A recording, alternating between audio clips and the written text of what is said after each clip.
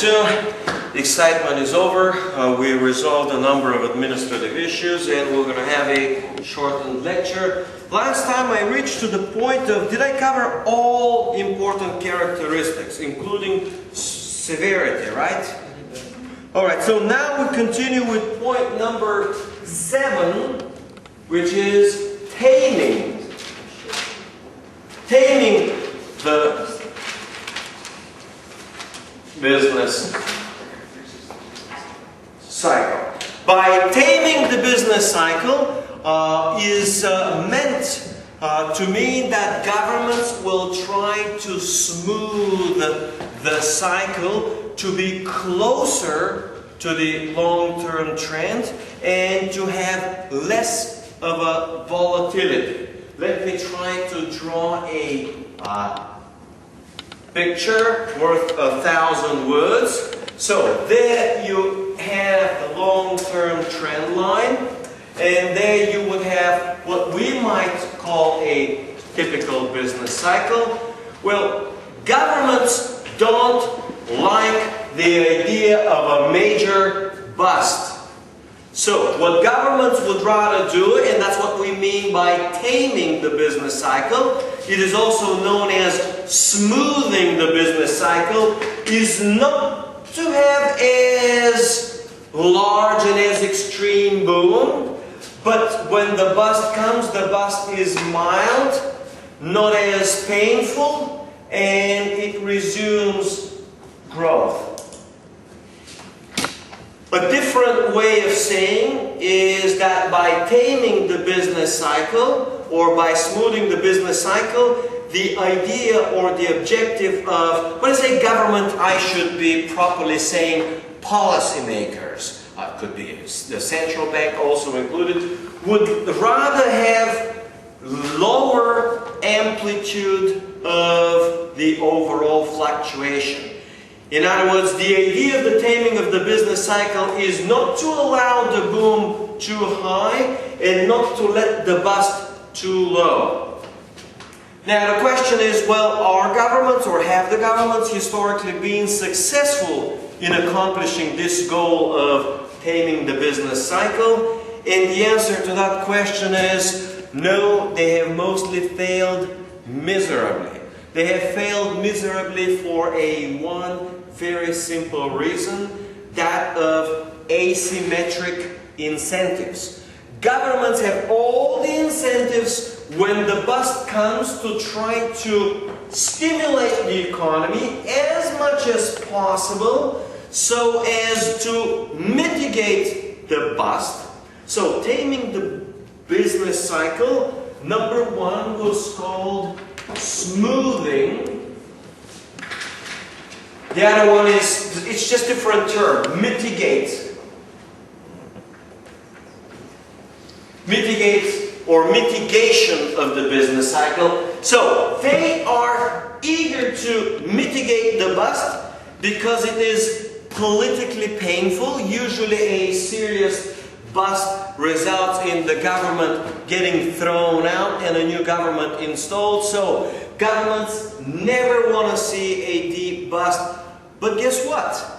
Governments are always eager to have a boom, and when the boom occurs, they never would put a brake on the boom to stop it. So if the economy is gunning, meaning going at full speed, they're happy to watch it at full speed, and if they can help it even faster, they are happier. For example, if a good sound growth might be 5% and the economy is growing at 6.5%, they will try to even stimulate the economy further, meaning to even, it's called accentuate the boom, to make the boom even stronger so that they can get political favor from the voters, the electorate. So, when it is, let's say 6.5, they'd rather accelerate it to 7.5 rather than slow it down to 5, but keep it steady a lot longer. You have a question? You just said that the objective is not to allow the boom too high. No, okay, no. Okay, so here's what I'm saying. I'm saying, if we would like to have a good, sound macroeconomic policy, it will be best to move as close as possible with as little amplitude as possible from the long-term growth trend. But this is what would be nice if you're a policymaker, if you're a central banker.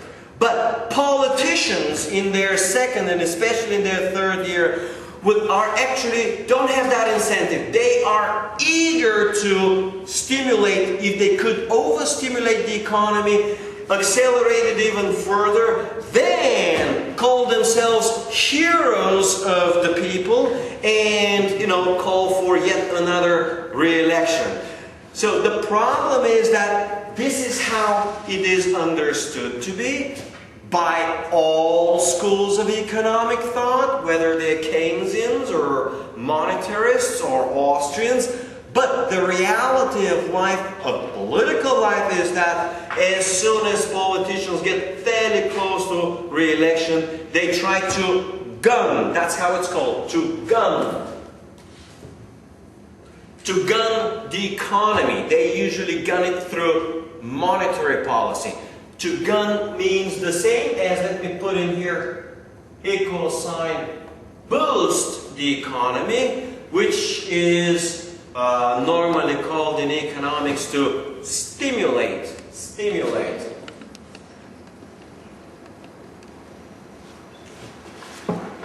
So the problem is that political cycle has a dramatic role in the business cycle, in the sense that politicians, rather than try to tame the business cycle on the boom side, they do the exact opposite. They try to accelerate it and thereby accentuate the overall cycle. So that's on the taming of the business cycle. Questions before I move on? None? Alright, so number 8 is cyclicality.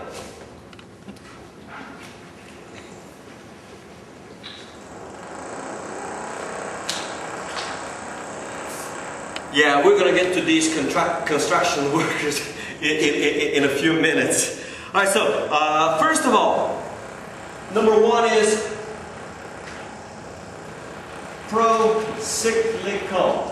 Well, what am I even talking about when I say cyclicality? Cyclicality stands short for cyclicality of variables. Cyclicality of macro variables sometimes is shortened as VARs, V-A-R-S. That's usually short for variables. So, a variable is considered to be pro-cyclical if it moves together with the cycle. This means that as the cycle is going up, the variable moves up, and if the cycle goes down, the variable goes down. A different way of saying pro-cyclical is that the variable correlates with the cycle positively. So it has a positive correlation with the cycle. The one variable that correlates with the cycle perfectly is GDP or growth, because this is how we define the cycle. Okay? So GDP or growth, well, they're more or less equivalent. GDP is the absolute value, and growth is the difference from the previous period. So GDP or growth are the definition of cyclicality. So, any examples of pro-cyclical variables? Pro-cyclical. Any? So, if the economy is getting stronger and stronger and stronger, which variables will likely increase or rise? Inflation is the one which is not necessarily increasing. GDP is number 1. It is done more or less by definition. It is not interesting. Economic growth is not interesting. Productivity.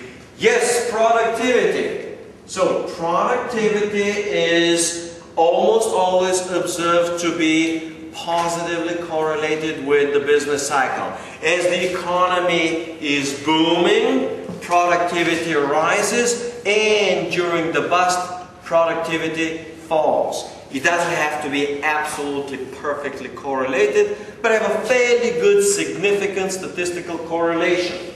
Anything else? Employment, yes, of course. Employment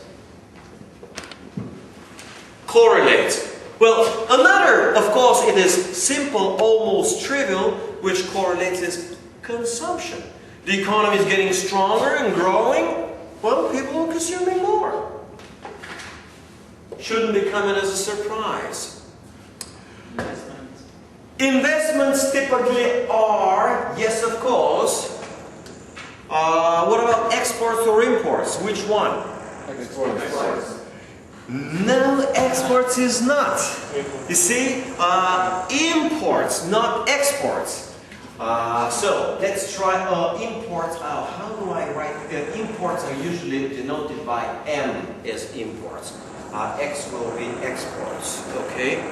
So you see, I was accused. I wasn't listening to student opinion. You have the opinion exports are. Yeah. Why? I would think because if the output grows and if Hold on. the globe grows, then the country would most likely start to export the extra goods, which is... Okay, here's the deal. They will export it as long as the foreigners are willing to pay for them. In other words, yes, of course, I'm willing to export my labor abroad, right? A lot of people are willing to export a lot of things, but just willingness doesn't work. You need actual demand. And remember, demand means customer who is willing to actually pay for the product at the prevailing market price. So, whether we sell exports from our country actually does not depend on whether our economy is strong. Quite on the contrary, it depends on whether the opposite economy, we call it a trading partner, is strong. So it is not that Russia is much more eager to export oil today or natural gas. It is that Western Europe and Bulgaria are so much eager to import more of Russia's oil and gas. And we're willing to pay for it, at least for now. We are paying for it. So it is foreign demand for our exports. From this point of view, we may say that our exports are not related to our business cycle. If our business cycle works in the same way, meaning co-floats with foreign cycles, it will be pro-cyclical. But what if our cycle is not the same? We call it synchronized. Synchronized means the two are in a boom and then the two are in a bust. What if they're not synchronized? Well, then exports need not be pro-cyclical. Is that very clear? Yeah, but what about the imports? Wouldn't it make sense that as the productivity is developing, people do not need to import because they have this amount of goods? Usually in a business cycle, this is partly true, but this is true in a pure economic growth, not in a business cycle. Remember how I started a while ago, last time the lecture, I started with credit expansion. The deal about credit expansion is that you create more credit than savings. And creating the extra credit provides extra purchasing power. In macroeconomics, we call it demand, aggregate demand. So credit expansion drives or increases aggregate demand, and part of the aggregate demand will be satisfied by more consumption, domestic. Some will be satisfied with more investments, houses, trucks, whatever, and some of that aggregate demand will be satisfied with more imports. So as a country gets richer, meaning at least has a stronger boom, it will be typically importing more because it has a lot more purchasing power. It is believed to be growing prosperous and people have just more money to spend. Of course, they have it because it's on credit. But why inflation is not correlated with this business cycle? Okay, that's another great question. Let me get to point number 3, and then I will get also to your inflation. We need to add 2 more. So if it is pro-cyclical, the other one is called counter-cyclical.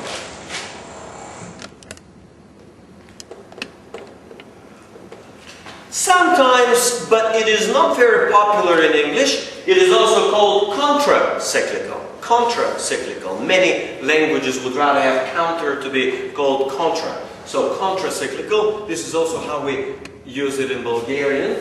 So counter-cyclical means as the economy is growing and booming, the variable is actually falling, and vice versa. The classic example is unemployment. Unemployment will be the classic unemployment.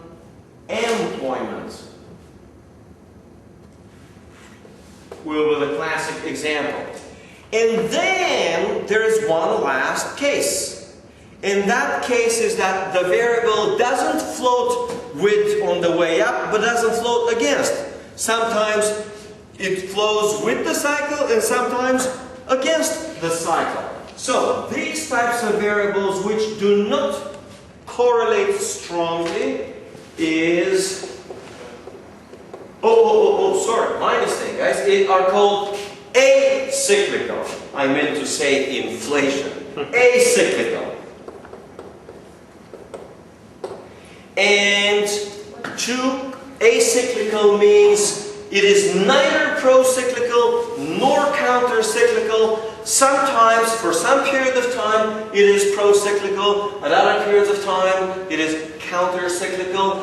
It depends on other factors outside, well, I wouldn't say outside, other factors. At least we don't observe strong correlation. So, inflation is the one example, and the other example will be exports. So, let me explain, because this is a very good question. It is a common myth, which is not true that inflation is pro-cyclical, that as the boom goes on, inflation picks up or accelerates, and boom turns into bust, inflation slows down. Usually, and I'm now explaining, usually inflation slows down because a boom is associated with a credit expansion, and a bust is associated with a credit contraction. But there is that other third thing which has been observed throughout the 70s and for an extremely short period of time in the 50s, in the 1958 recession, when a recession or a bust is accompanied with inflation. We call these periods of recession, meaning high unemployment and high inflation, we call them stagflation. Stagflation. Let me write this out. This is an important term.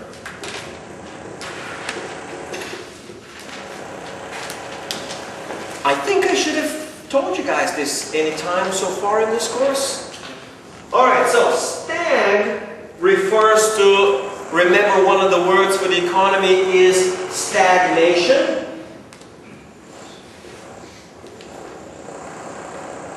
And inflation comes from, of course, inflation. So, to repeat, the 1970s was a period or a decade of stagflation, where not only the economy was weak, not only it was stagnant, at some points, 73, 74, you actually had a deep and painful recession, and at the same time you had a wild and accelerating inflation. The other period, such period will be 1979, 1980, where the economy was suffering, especially after 1980. Paul Volcker raised interest rates, the economy initially spun in a recession and inflation accelerated because demand for money was low, because people had inflationary expectations. As they were all convinced after many months that he's going to be holding the money supply strong and that he'll raise interest rates as high as necessary, but not allow money supply, we call it inflation, monetary inflation, to increase. And when his monetary policy became credible, what does it mean, credible? Trust. Well, what is it? What is the result of a credible monetary policy? People start trust the currency success. So they believe to trust the currency again, but how do we call it as we did in chapter 5? Inflationary expectation. That's the bonus points. Inflationary, that's the perfect answer.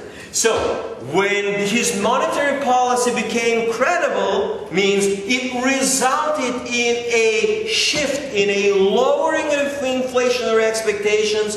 Then, with lowering inflationary expectations, demand for money rose, or at least wasn't falling as fast, and only then actual price inflation ultimately, I wouldn't say fell, it didn't fall, it started to decelerate. It had gone up to 15%. So if it went up to 15%, inflation, we say decelerated, went down to 12. Didn't mean prices fell. They were growing, but not as fast. Next year, I'm just illustrating, prices rise by 9%. So we call this decelerating inflation. And that type of decelerating inflation has a very special name, which journalists, economists, and everybody else uses commonly. It's called disinflation. Disinflation.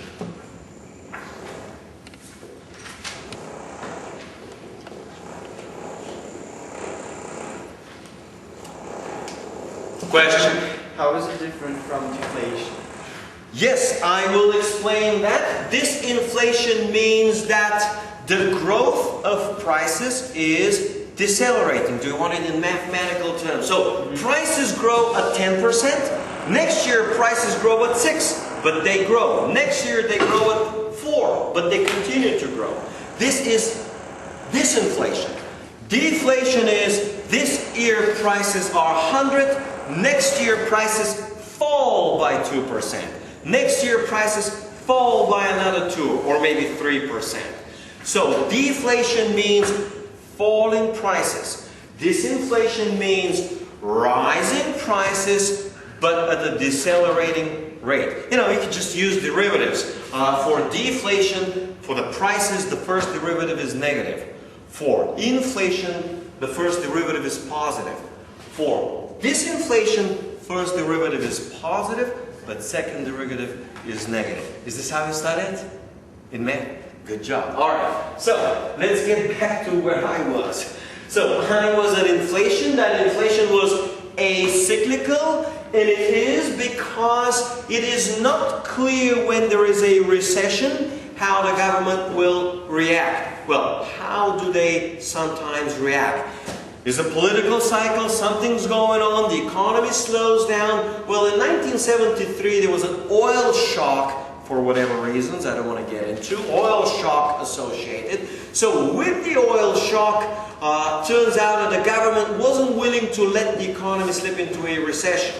Well, number one, oil prices shot up. But oil prices shooting up did not mean that there will be inflation. It is not necessary. What the government did was increased or accelerated dramatically the money supply in order to boost, same stuff, boost or stimulate the economy in order to not allow it to slip into a recession. Well, you try to boost it, but of course sometimes money supply, you just print up more money, you do not create necessarily wealth. So you print up some more, it doesn't work well. What politicians do?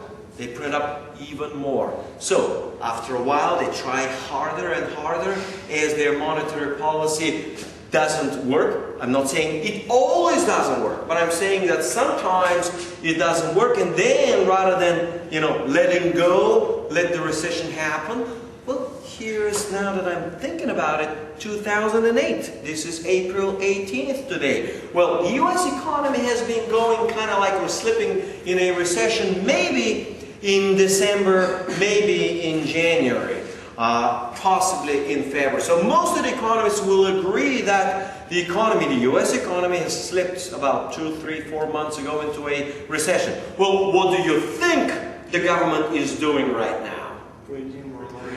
Printing more money, yes, and they do it. Now, once they print them, who's going to borrow them? The government. The government. Well, so in other words, once they print them, now we have for the last 4 years a well-established term in economics. It did not exist back then, of course, certainly not 100 years ago. Once they print them, they drop them from helicopters, right?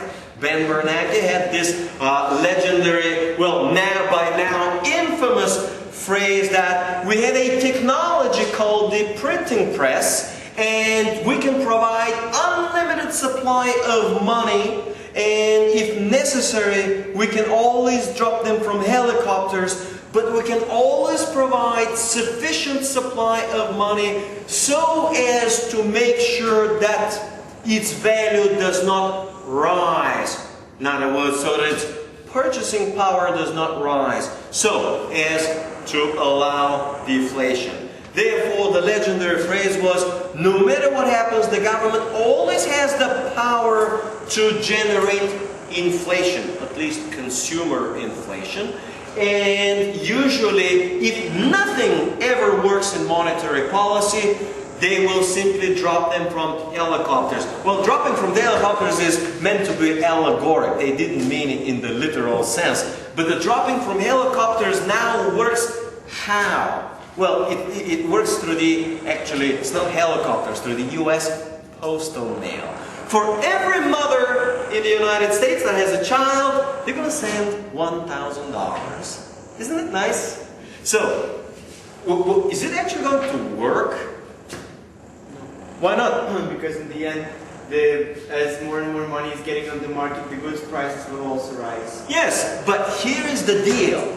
They don't care what happens in the end. The elections are in 6 months, and this is what matters today. Okay? The real estate is collapsing, and the US monetary and banking system is shaking, almost ready, to crumble out of its own weight. It's called to implode. And what happens 6 months? That's somebody else's. There's going to be another president to worry about, right? So the point is, let's make it. Let's try to. Maybe the same president will worry about it. Maybe the same person. No, she's not going to be re-elected because we have only 2.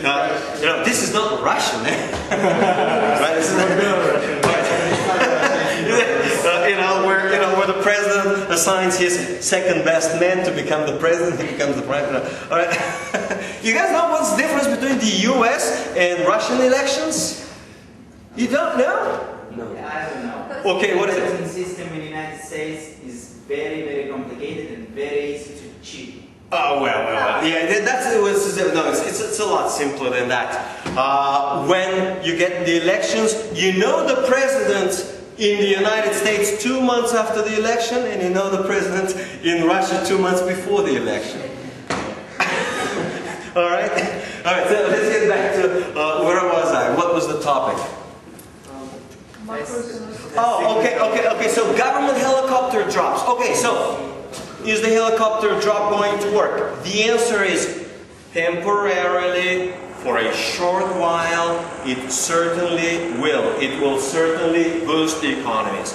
These mothers will buy, popcorn and a bicycle. They'll go to Disneyland. Then they'll go to, Disney movies. So, while the money lasts and it percolates through the economy, it will boost the economy until the effect wears off. Well, when does the effect of a monetary stimulus wear off? Well, when prices rise to accommodate the new money supply. Well, why did I even say monetary policy when the government is sending checks via email, and these checks are kind of like what they call them, tax rebates. I mean, apparently I know what I'm talking about. What's the connection here? Well, there's a link, of course.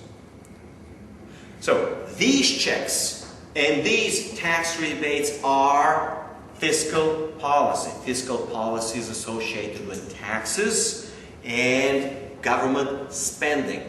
The idea here is that of a couple of lectures ago, is that the US government is going to borrow from where? It is going to borrow from Central bank. commercial banks and partially from the central bank, and it will result in a classic credit expansion, probably with monetization, and it will result in a monetary stimulus. In other words, fiscal expansion and budget deficits will be transformed through the spending into monetary expansion, or what we call credit expansion and monetization. So the fiscal effect will last as long as the monetary effect, which lasts as long as prices rise. So, well, what happens then? Well, then the new president is going to prove to all the people that he's not as dumb and he's very competent. So when the economy stalls a little bit, what is he going to do? Again, even more stimulus. If $400 billion don't work, but not well enough, what is the logical conclusion for a common sense politician with little economics background? Even more, double it.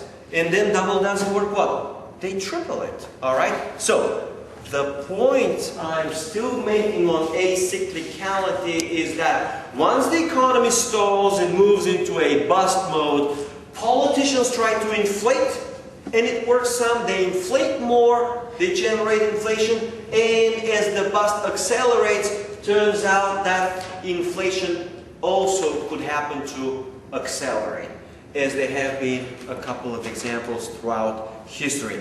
As we are living today, from 2007 up until April 2008, we have been living in a typical acyclical, it's actually counter-cyclical inflation, where economy has been slowing and slipping into a recession, and now almost certainly into a recession, meaning still decelerating, and inflation at the same time has been actually accelerating, and all economists acknowledge and admit. I mean, this is not a controversial issue today. So, there's a great example last year and a half where it doesn't have to move with the cycle.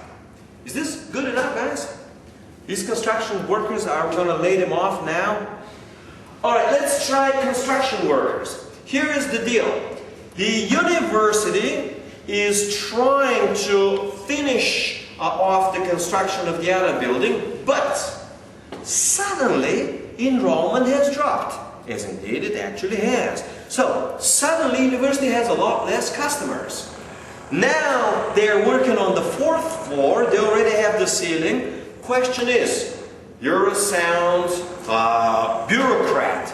Are it just because we enrolled 100 students rather than 2, in other words, we have a dramatic drop in student demand, student enrollment, are we just going to lay off these workers and let them go while, the building is still empty and unutilized? Why not? Let's provide a couple of examples. Arguments. My argument would be that the cost of the building, which is abandoned, is a lot less than the cost which is needed to redecorate and make it work. Okay, so here's one nice, you kind of almost said it. Now, can you try to say it with the correct, proper words in economics? What is the big concept? We have a nice... Investments. Yes, it is an investment. But in economics, the opportunity cost. Yes, that's what you meant. Right. So, the point in this particular case is, it will be done. For example, this is not a real number. We've put in there $2 million to build it. $2 million whatever. Dollars, level, euro, doesn't matter. And it's already, we have the ceiling, everything. All we need to do is put in 300,000 or 400,000 more. A tiny amund to get it finished and to get it operational in September. It will be a poor businessman's decision or poor anybody's decision, you know, to invest 90% in it and then just abandon it and not finish it, not try to get it operational, and then once it's operational, get some income, number one, and two, what we call it in economics, try to get the best out of it, try to use it in the best possible manner. So, okay. Plus, who said that we can expect more students next year? Okay, well, I'm just assuming, suppose that we reach the peak of the business cycle. If we reach the peak of the business cycle, are we going to be laying off workers before we reach the peak or after we reach the peak? That's the question that I'm trying to raise. And the answer is we're going to lay them off after the peak. In other words, business cycle will peak and will fall, employment will continue to rise, and only then it's going to fall. A picture, because you know, I've got, you know, on 2 hands, let's draw a picture to see how it looks like. The way it looks like is this. Let's do this. Red will be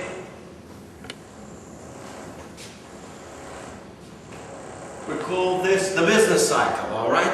So now I'm going to draw the employment.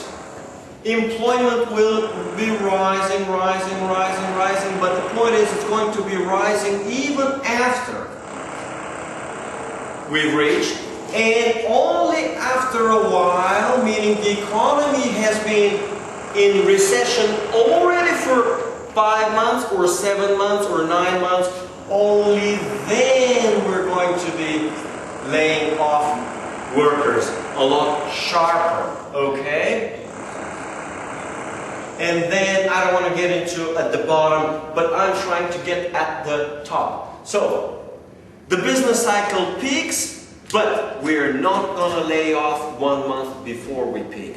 So, number one reason for that is that businessmen cannot actually see exactly when the business cycle peaked.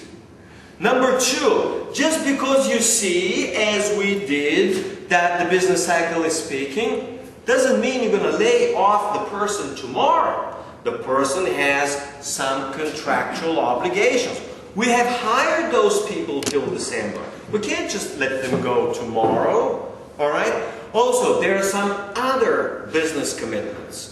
Also, there are some other client or customer commitments. Also, even though you do not have customers, as we don't have, you still do have supplier commitments. I mean, university can't just lay all of us off. You know, many professors have, you know, 3-year contracts. Of course, some are expiring, but most are not. So the point is that you have other legal obligations, you have other commitments to workers, to suppliers, to customers. Imagine a hospital, and that hospital's got sick people, and imagine that, you know, suddenly there's a lot less sick people. You can't just lay off the doctors and, you know, not have any doctors for some sick people. I mean, the treatment must be completed, and only then you can let the doctor go, presumably, right? So, the point here is that some macro variables peak after the business cycle has peaked. How do we call these variables? Leading. No. Lagging. Lagging. So, besides cyclicality of variables, you also have variables which are called,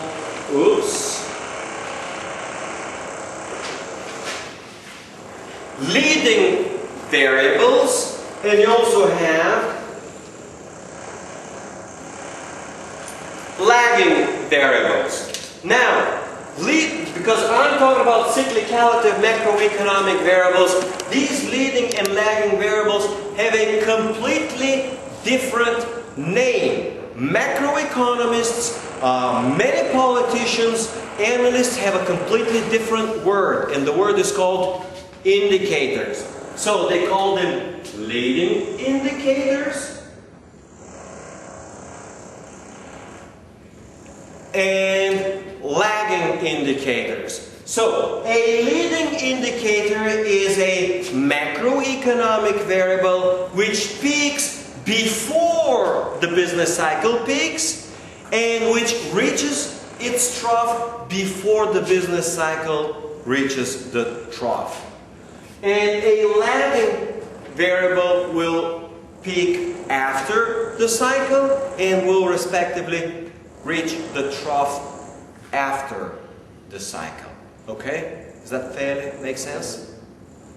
Now, for labor, it turns out that employers usually at the end of the cycle have some extra capacity. In other words, there is not enough demand for their products, but they still have some workers. They haven't laid anybody off. Usually employers will want to see 3, 4, 5, maybe 9 months of fairly strong growth and demand picking up before they begin to actually employ new workers. For us, similarly, just because we see 1 or 2 years of demand doesn't mean we're going to build a new building. But we've seen it for 5, 6, 7 years, and now we say, okay, the boom is going to last forever, right? So let's go and build another building. Usually, the point I'm making it is that once you reach the bottom, you don't employ on the day of the bottom. You first utilize all workers that are working at 80% or 90%. Before you actually get to work them maybe 105%, so they begin to work from 40 hours, 45 hours, maybe 50 hours. Then you get to see and to be sure that the economy will remain strong. In maybe 6, 9, 12 months down the road, businessmen will actually begin to hire. And just because they begin to hire doesn't mean they hire immediately.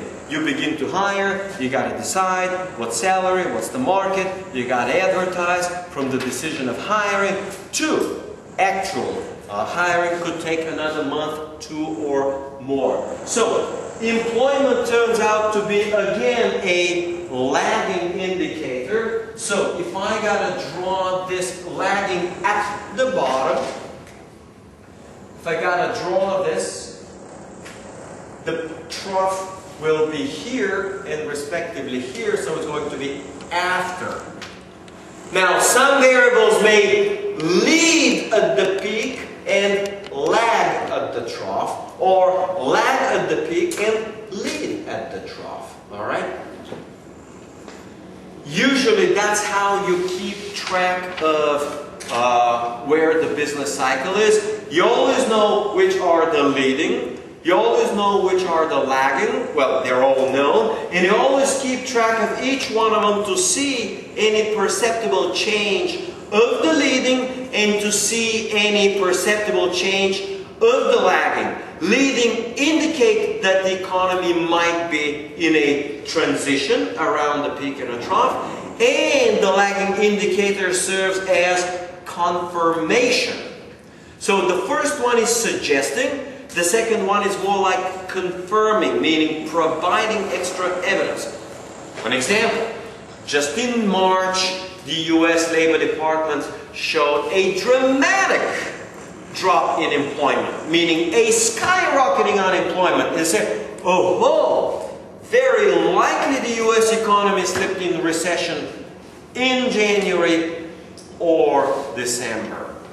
Then they got the next report said, oh, this confirms that very likely based on the employment, the economy has already slipped. Is that guys very clear? Does it make sense? Let's see what else I have. Point number 9, last one. Let's see, any questions before I move on to schools? Alright, so number 9.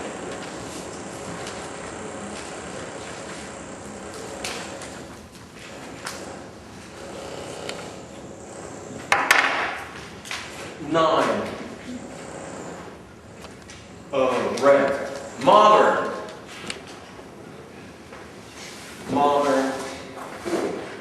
business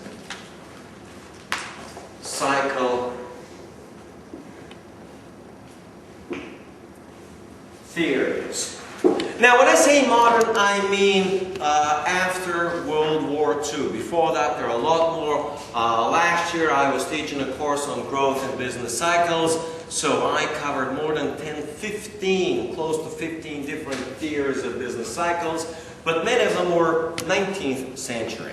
So, what are we, or which are the major ones today?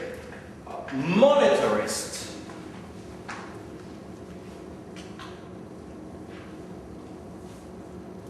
So you have the monetarist view. How much time we got? 1 minute? Okay, well I guess then if we're done for now. It's gonna be next time. Alright, okay, well we're done for today.